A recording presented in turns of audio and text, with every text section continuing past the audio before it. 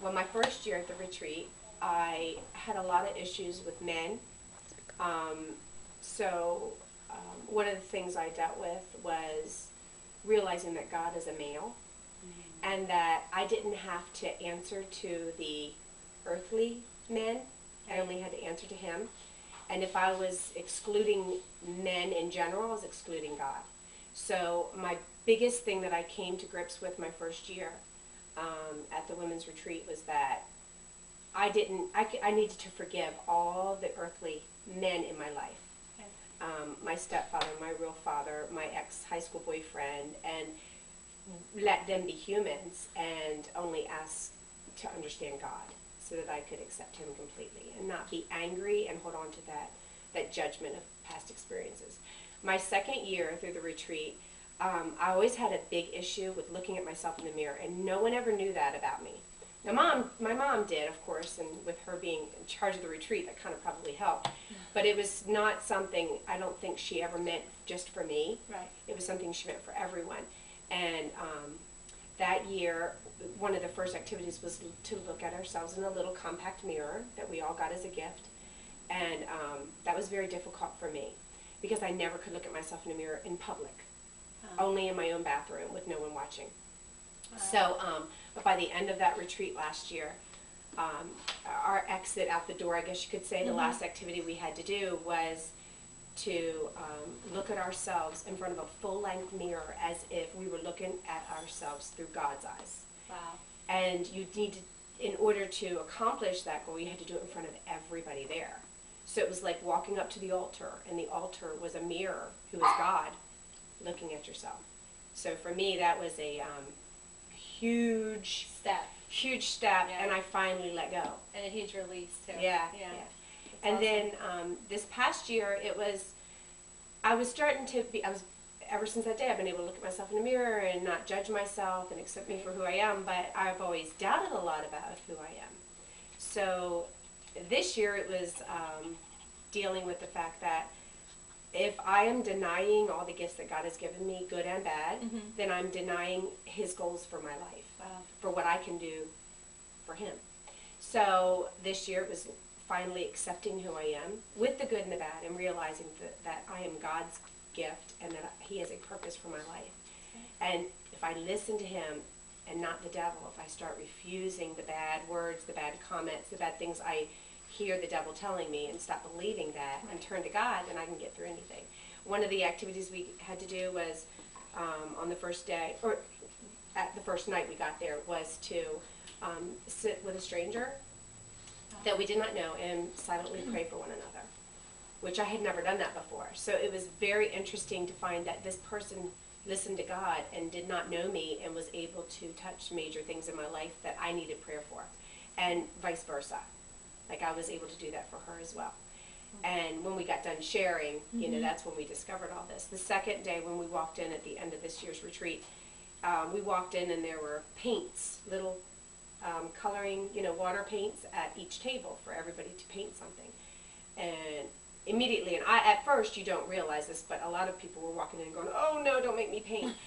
But at the moment you're thinking you're the only one feeling that, right, because I'm not as creative and artistic as some people. Me too.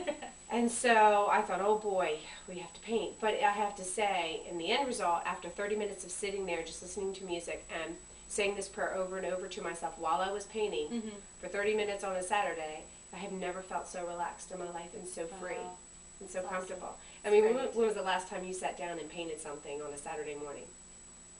Don't think I ever have. Yeah, just for yourself. Just Most for of the time we yourself, do it right. for our child. For our and child, then we're busy, you know, cleaning up the paints. But and that we're quiet time. Yeah, just and being constantly repeating that prayer over and over to yourself while you're painting.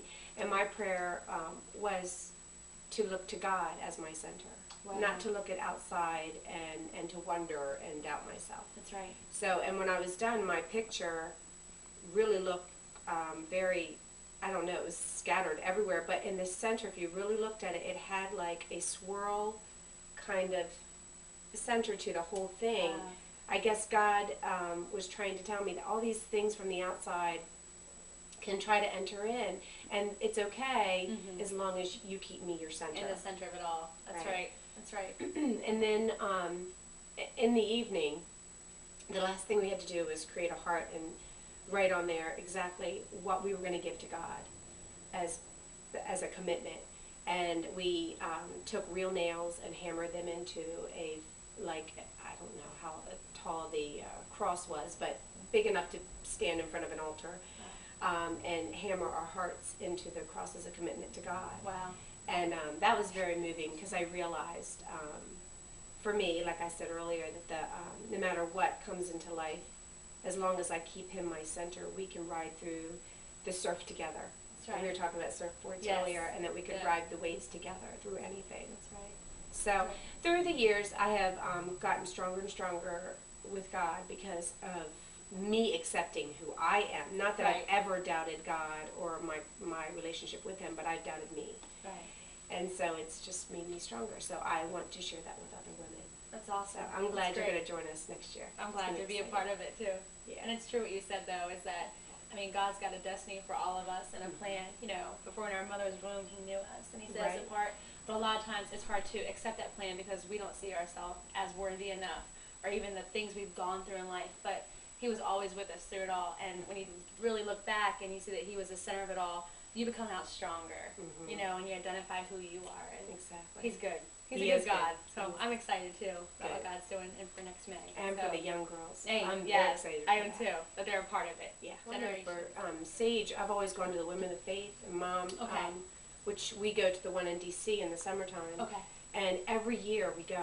Sage, my daughter, says, "Mommy, when can I go with you and Grandma?" Same thing Carly does. Yep. Yeah, and I said, well, they have one for teens, so maybe when you become a teenager. Well, what age is that? Can I go when I'm 10? Can I go? I said, well, how about 13? That seems to be like a good age. Right. So, and I know with Mom's trying to prepare the retreat this year, she's had some people that their granddaughters are saying, why can't I go? That are 9 and 10 years old. So I think this is the beginning of touching those girls in that while they're interested and getting it as their foundation of who they are as women. That's right. Because I think if we center them with God, knowing who they are, and then I think they'll be stronger women as they get older and go through situations that make them doubt themselves, like we did when we were growing up. Right. I think too, it's also a legacy of, like, you know, because you know, we're here for every time God has us here, and then one day we're going to be called home, and that they're going to have to carry on the torch too.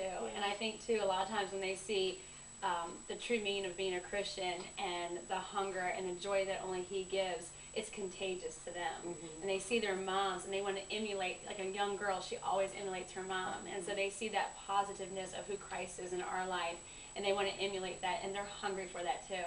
So I think it's awesome that that they can walk in that as well, and that when they walk in Him, that there's a good plan for their life, you know, and hopefully they can make others contagious for Christ too, because their peers will see who they are. Exactly.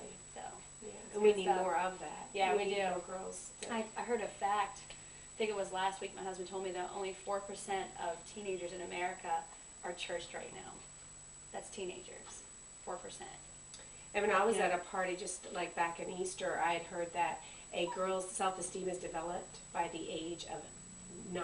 I believe that. By 9. And so if we're reaching them at 10, which is where now right they there, could have... yes, that crossroad, almost literally.